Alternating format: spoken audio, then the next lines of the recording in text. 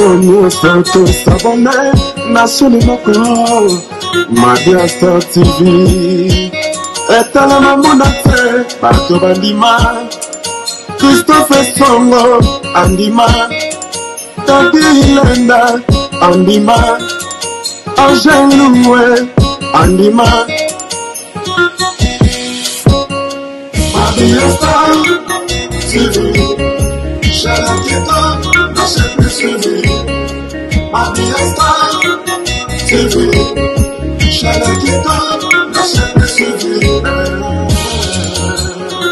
le grand collaborateur Christophe Songo dans Katia Madia Star TV. Levé Kiko Kikondambuta Papa Social Tadi Ileda Angel Loué la mignonne. Ils sont des autos s'abonner National Macron Madia Star TV. Etale mamudate Bato bandima Madia Star TV Zambaba Media Ulinara bagat ba news ba pig na ba théâtre S'abonner.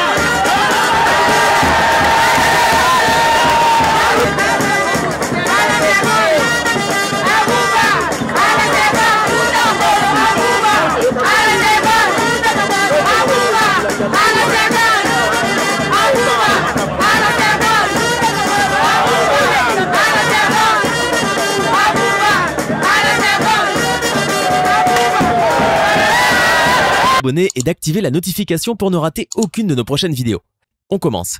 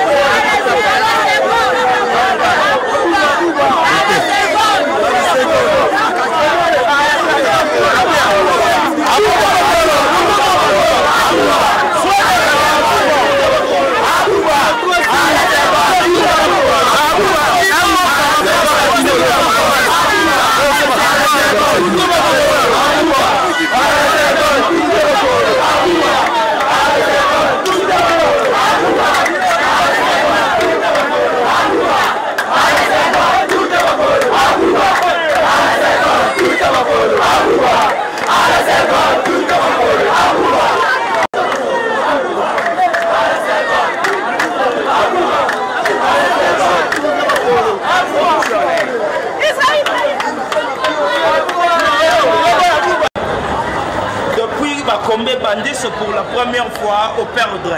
D'abord au sujet adversaire comment? Bon, on a jugé adversaire, ça va.